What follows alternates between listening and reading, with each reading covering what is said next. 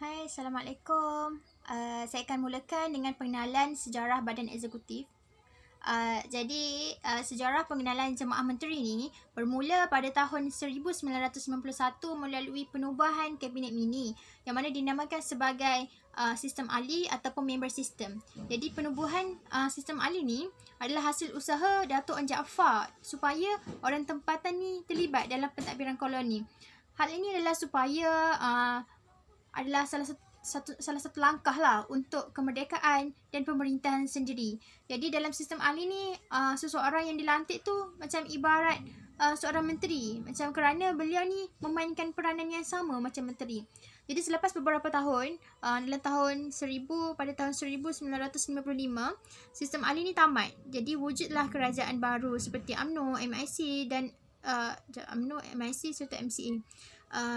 Jadi bila wujud kerajaan baru ni, kabinet pertama terbentuk dan Perdana Menteri pertama Malaysia pada ketika itu adalah Tunku Abdul Rahman Putra Al-Haj. Seterusnya badan eksekutif. Jadi badan eksekutif ni merupakan badan pembuat dasar kerajaan persekutuan yang mana bertindak melaksanakan kuasa kerajaan persekutuan. Jadi badan eksekutif ni diketuai oleh Perdana Menteri dan 28 orang menteri yang lain. Sambungan daripada pengenalan tadi iaitu sistem dan struktur pentadbiran negara yang mana kita dapat lihat di sini carta ahli. Jadi carta ahli ni dimulai dengan Yang di-Pertuan Agong, Badan Eksekutif, Badan Perundangan serta Badan Kehakiman. Jadi setiap badan-badan ni mempunyai peranan dan fungsi-fungsi yang berlainan dan tertentu. Badan Eksekutif mempunyai tugas menjalankan kuasa-kuasa pentadbiran kerajaan mengikut perlembagaan dan undang-undang. Di Malaysia terdapat 3 peringkat pentadbiran kerajaan, iaitu peringkat persekutuan, peringkat negeri dan peringkat kerajaan tempatan. Untuk peringkat persekutuan, terdapat beberapa organisasi. Yang pertama, Yang di-Pertuan Agong. Mengikut perkara 39 Perlembagaan Persekutuan, kuasa pentadbiran kerajaan persekutuan terletak pada tangan Yang di-Pertuan Agong, tetapi kuasa ini dijalankan oleh Kabinet atau Jemaah Menteri. Jemaah Menteri pula berperanan mengubah dasar-dasar kerajaan dalam semua perkara di samping memberi arahan untuk melaksanakan dasar kerajaan. Jemaah Menteri diketuai oleh Perdana Menteri dan menteri lain sebagai ahli. Seterusnya, Perdana Menteri pula bertanggungjawab mengetuai barisan kabinet, memimpin dan menjalankan tugas pentadbiran negara. Perdana Menteri juga bertanggungjawab kepada semua kementerian serta dasar kerajaan. Kemudian kementerian. Setiap kementerian bertanggungjawab menggubal dasar-dasar, merancang dan menyelaras pelaksanaan rancangan pembangunan ekonomi dan sosial. Setiap kementerian diketuai oleh Timbalan Menteri, Setiausaha Parlimen, Setiausaha Politik dan pegawai lain. Seterusnya, Badan Eksekutif bagi peringkat negeri pula. Kuasa eksekutif di peringkat negeri terletak pada Sultan atau Raja atau Yang di-Pertuan Besar atau Yang di-Pertuan Negeri mengikut perlembagaan negeri masing-masing. Selain itu, Ketua Pentadbiran Negeri terletak pada Menteri Besar atau Ketua Menteri. Ia dibantu oleh seorang timbalan dan ahli Majlis Mesyuarat Kerajaan Negeri. Seterusnya, Ahli Majlis Mesyuarat pula bertindak sebagai pembuat dasar pentadbiran kerajaan negeri dan tertakluk kepada senarai negeri dan senarai bersama yang diperuntukkan oleh perlembagaan. Pentadbiran peringkat negeri meliputi tanggungjawab tentang hal ehwal tanah dan galian air, agama, pertanian, pendidikan dan sebagainya. Untuk badan eksekutif pada peringkat kerajaan tempatan, pihak berkuasa tempatan mengandungi Majlis Daerah, Majlis Perbandaran dan Dewan Bandaraya. Peranan utama pentadbiran kerajaan tempatan ialah untuk menumpukan pembangunan sosio-ekonomi di kawasan pekan atau bandar.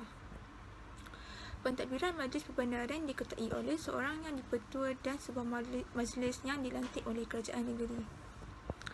Manakala Dewan Bandaraya diketuai oleh Datuk Bandar.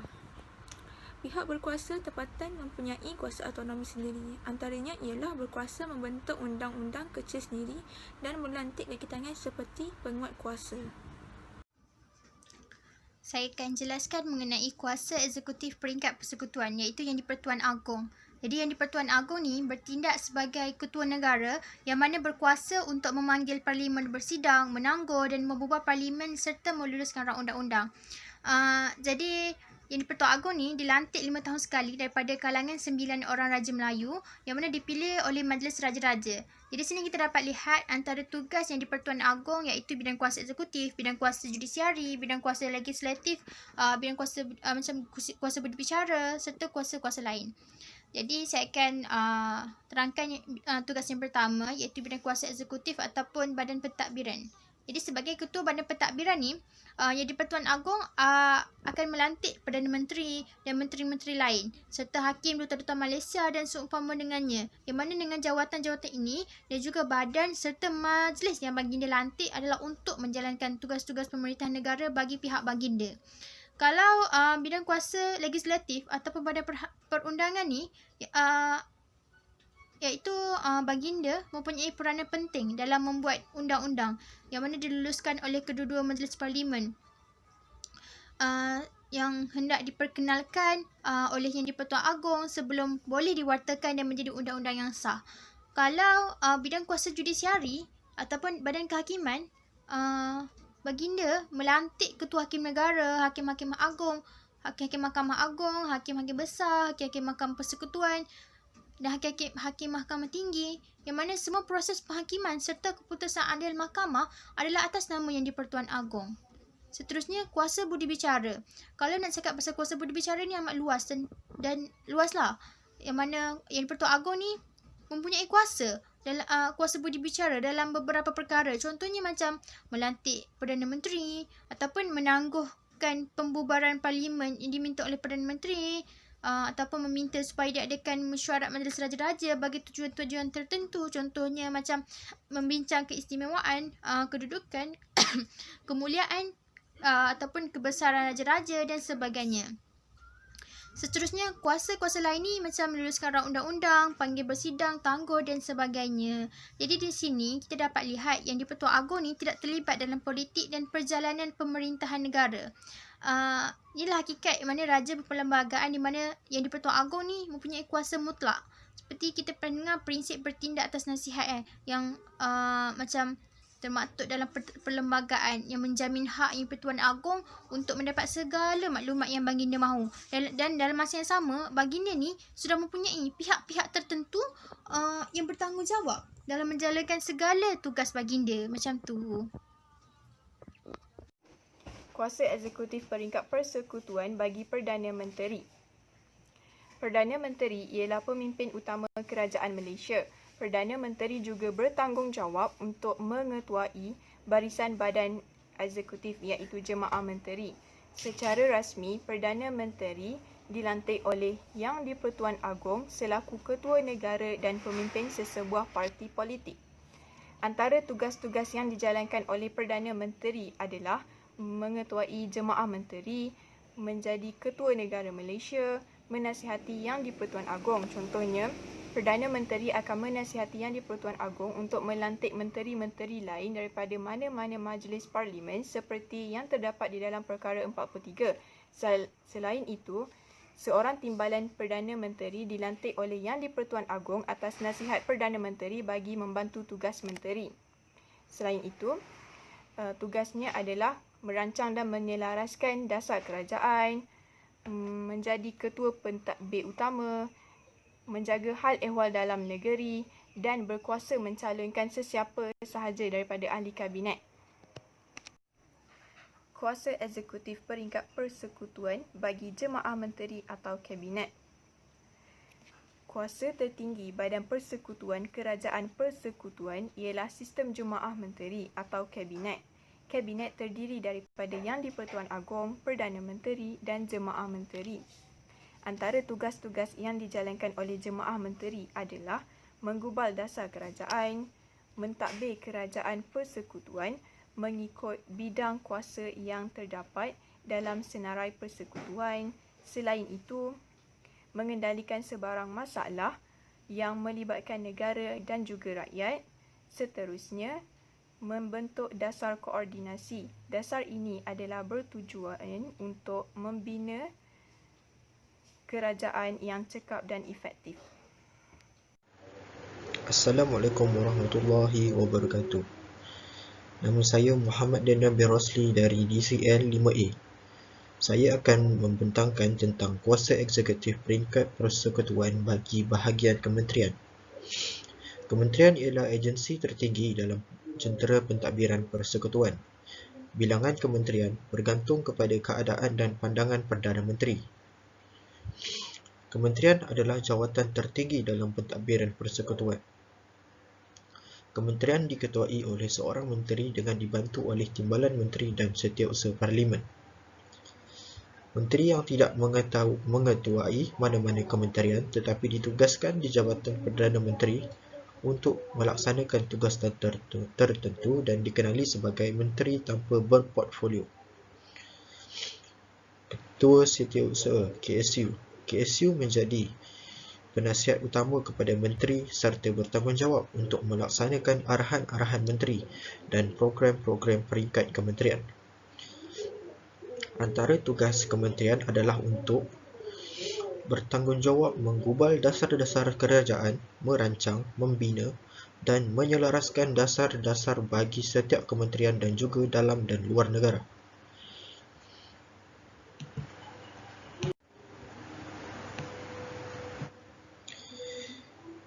Ini adalah senarai kementerian utama di negara kita.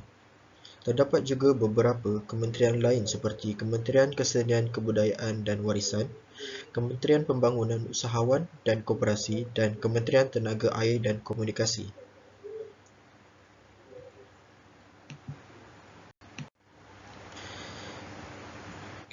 Terdapat pelbagai kementerian yang ada di negara kita.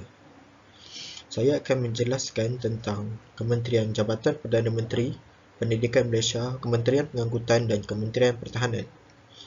Bagi Jabatan Perdana Menteri, objektifnya adalah untuk menentukan pengurusan sumber manusia, keuangan, pembangunan dan perakautan. Hikmat pengurusan dilaksana mengikut dasar, perendangan dan karya semasa.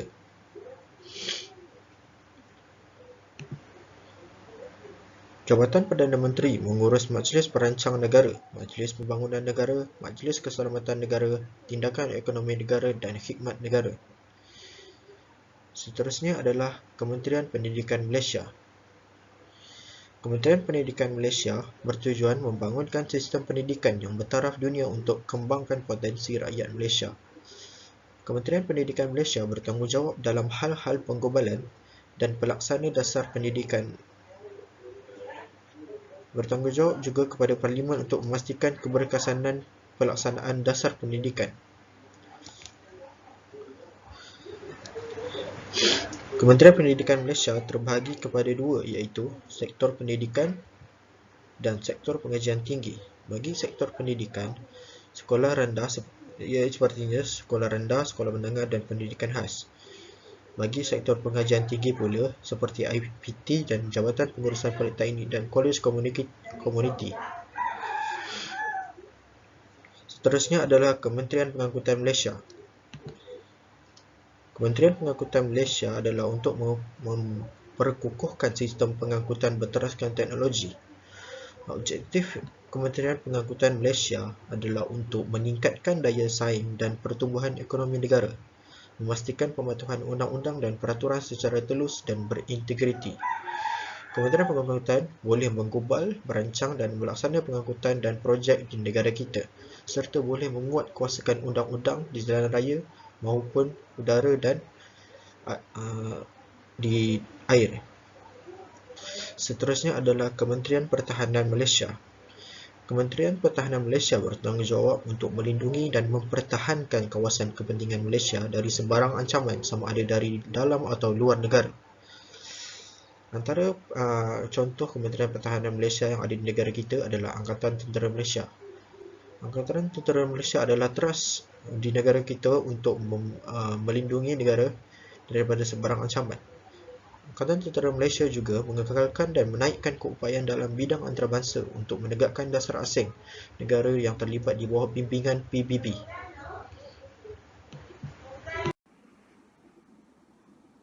Kementerian Kewangan. Kementerian Keuangan ialah sebuah kementerian yang bertujuan untuk mengurus pendapatan negara Malaysia dan pertumbuhan ekonomi serta pembahagian kekayaan yang saksama antara rakyat. Terdapat beberapa agensi-agensi yang memainkan peranan atau sebagai penggerak kepada Kementerian Keuangan yang memudahkan pengawalan dan pengurusan pendapatan negara seperti Bank Negara Malaysia, Bank Simpanan Nasional, Bursa Malaysia, Jabatan Akauntan Negara Malaysia dan lain-lain. Kementerian Belia dan Sukan. Kementerian Belia dan Sukan KBS telah diamanatkan untuk melaksanakan dasar-dasar kerajaan, khususnya dalam pembangunan belia dan sukan.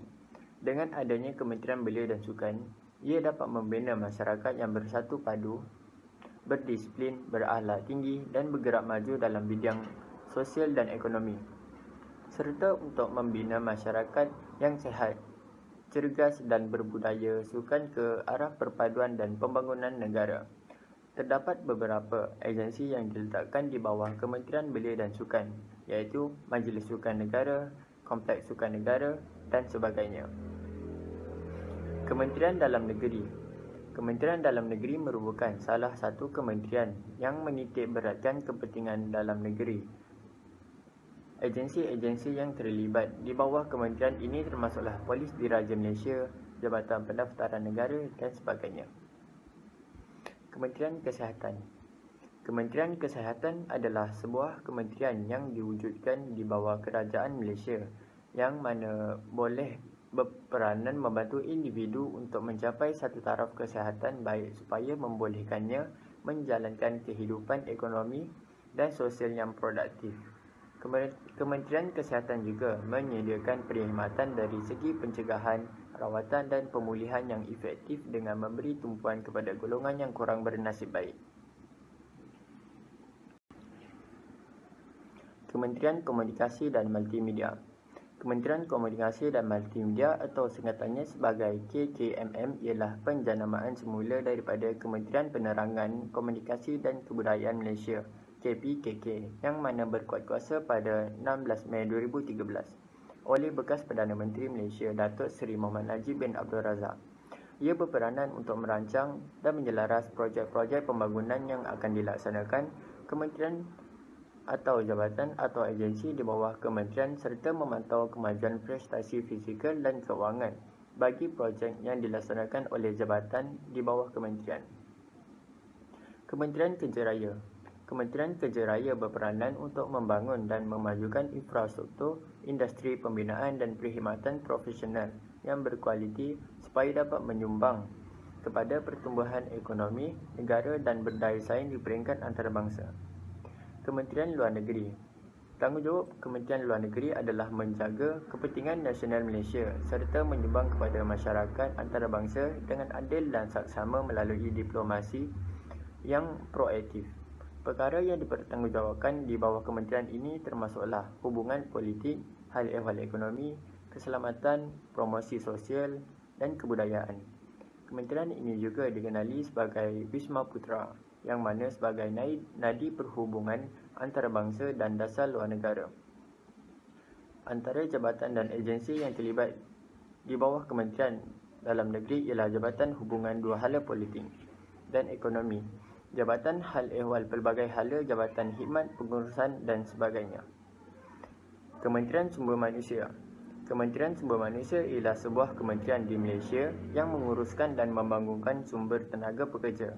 Ini termasuklah memberikan peluang mendaftar bagi membuat padanan pekerjaan dengan kelulusan permohonan termasuk golongan OKU dan orang asli di Malaysia. Okey, sekarang saya ingin menerangkan 6 peranan badan eksekutif dalam pemerintahan di Malaysia. Peranan yang pertama, mentadbir negara. Pentadbiran negara dibahagikan kepada beberapa kementerian yang diketuai oleh seorang eksekutif. Untuk melicikkan lagi jentera pentadbiran, kementerian tersebut dipecahkan kepada beberapa jabatan yang mana setiap jabatan tersebut mempunyai ketua sebagai penjawat awam. Peranan yang kedua, badan eksekutif juga berperanan dalam merangka dasar-dasar persekutuan Maksudnya, dasar merupakan fahaman atau hala tuju yang digunapakai oleh pihak pentadbiran. Jika terdapat percanggahan dengan dasar kerajaan, sepatutnya seseorang rakyat Malaysia tidak boleh dipenjarakan atau dikenakan tindakan undang-undang sivil. Dasar juga boleh diubah oleh menteri yang baru dilantik dalam jawatan tersebut. Peranan ketiga adalah badan eksekutif ini berperanan dalam melaksanakan undang-undang yang diluluskan oleh badan legislatif, di mana badan eksekutif mempunyai kuasa untuk mempersetujui atau menolak rang undang-undang daripada badan legislatif. Namun begitu, dalam melaksanakan peranan tersebut, badan eksekutif wajib bertindak berdasarkan undang-undang terlibat.